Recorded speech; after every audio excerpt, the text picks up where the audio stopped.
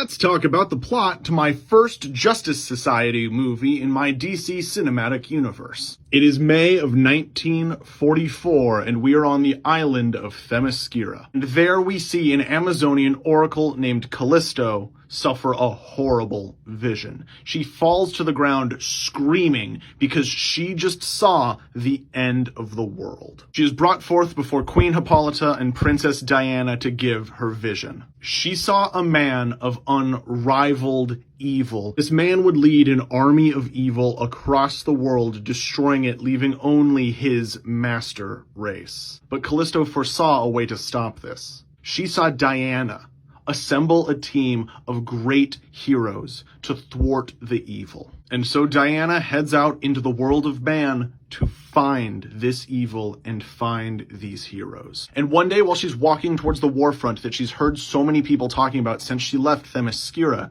she encounters a group of superheroes. Specifically, a team consisting of Jay Garrick, Alan Scott, Carter Hall, Rex Tyler, Kent Nelson, Bloodwind, Black Canary, and their captain, William Billy Batson. And as Wonder Woman witnesses these people with amazing abilities fighting, what she's caught most off guard by isn't the fact that these are superpowered beings fighting stuff, it's what they're fighting.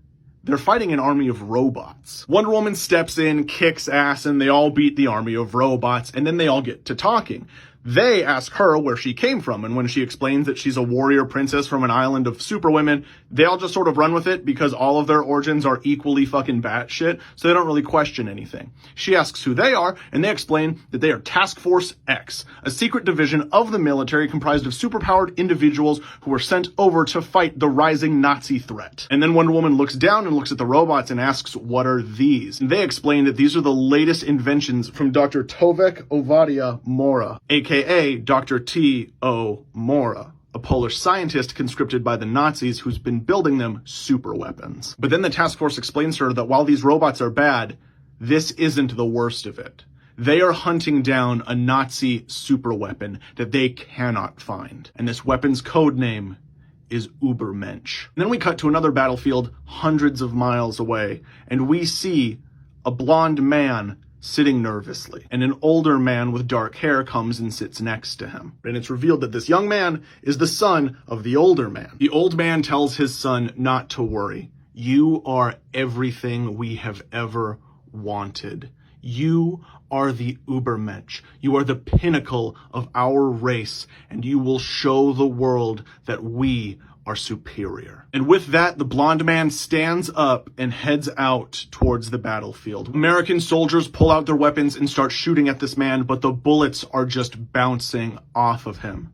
And then the man begins to fly. That's right, motherfuckers. It's Captain Nazi, aka Albrecht Krieger. But instead of this, green uniform and the bunch of red and the swastika that's supposed to be in the middle, I'm not gonna use this outfit. I want to use the alternate universe Nazi Superman Overman's outfit, and I'm also using that name because it's better than Captain Nazi. Captain Nazi will be what the American soldiers start referring to him as in the trenches, but his name amongst the German soldiers and to the Justice Society will be Overman Übermensch. As loud orchestral German music starts to play, this guy takes off into the air, and then he starts decimating the American troops. As he is ripping apart American soldiers, a blonde woman comes out and stands next to his father. She's a beautiful woman who appears no older than Albrecht himself, but she comments strangely to the scientist that their son, Albrecht, truly is a great specimen. Eventually, they come face to face with Overman. They fight, and unfortunately, Bloodwind of the Justice Society is set on fire, and he screams, and he turns into a green alien falling to the ground. Taking this loss, Task Force X is forced to retreat. They take the burning green man back, they extinguish him, and then they ask him, what the fuck is going on? That's when Bloodwind explains that he is not a voodoo practicing warlock. He is actually the last survivor of the planet Mars, and his name is John Jones. He explains that his planet fell to a horrible race war between the white and the green Martians, and he was its sole survivor. And then as he heard about the Nazis and the horrors going on over in Europe, he saw this world going down an identical path to the one that destroyed his own, and he knew he couldn't stand by idly. But he also knew that humans would probably be a little freaked out by a big green alien coming in saying, "I want to enlist," so he kept his human persona and came up with a fake backstory. The rest of the Justice Society feel a little uneasy about this, but then Hawkman steps forward and he admits that he's actually the reincarnation of an alien warrior from over 2,000 years ago. And then Alan Scott comes forth and he admits that he is homosexual.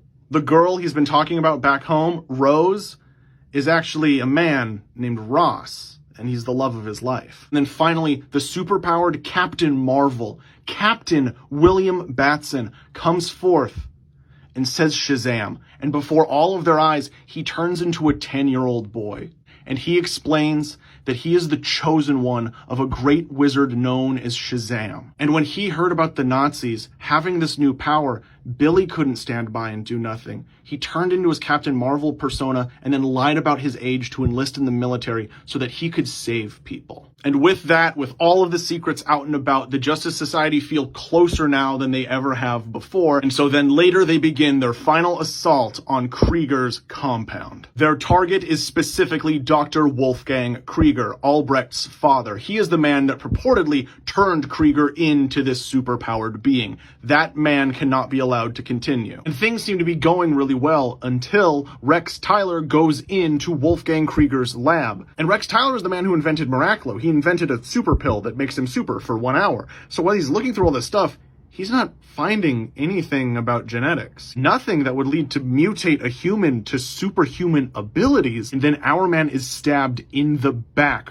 with a huge, intricately carved Greek-looking sword. Then we see who stabbed him. Black Canary saw this happen, and so she lets out a canary call louder than she ever has before. The walls around this woman start breaking down, but this woman just walks through the sonic scream, grabs Black Canary by the throat, and snaps her neck. And just then is when Diana runs around the corner, responding to Canary's scream.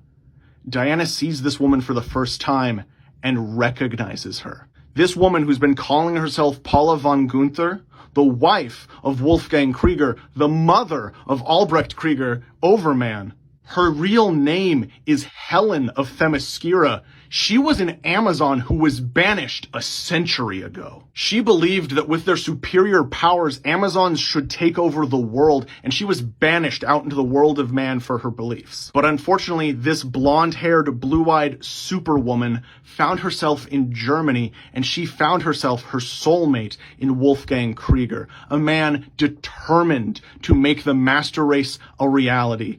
And they had a son together. That son was born part metahuman and part Amazonian. Wonder Woman and Helen face off and battle, with Wonder Woman winning in the end. And meanwhile, Captain Marvel is fighting Captain Nazi. The two appear pretty evenly matched, but in the end, Captain Marvel wins and Captain Nazi dies. Finally, the remains of the Justice Society head deeper into the compound to find Wolfgang Krieger, and the man is broken. His wife was killed, his son was killed. It looks like his plans are over, and so he activates a failsafe. The entire compound shuts down, and a bomb starts ticking down.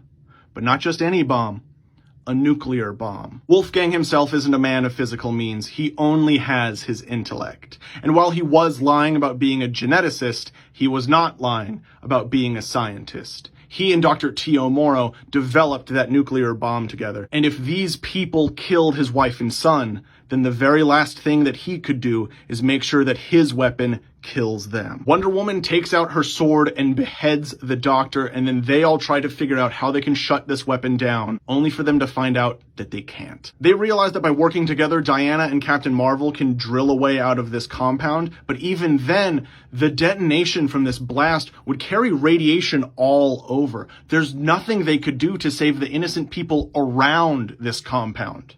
Except Dr. Fate knows what to do. Fate summons a portal, teleporting away the rest of the Justice Society to a safe distance, and they watch as a giant glowing golden ankh appears in the sky and surrounds the base in a force field. They then watch as the nuclear blast detonates, but perfectly contained within the ankh force field. Everything finally dissipates, a rain of soot falling to the ground, and everything inside has been vaporized except for a glowing golden helmet of fate.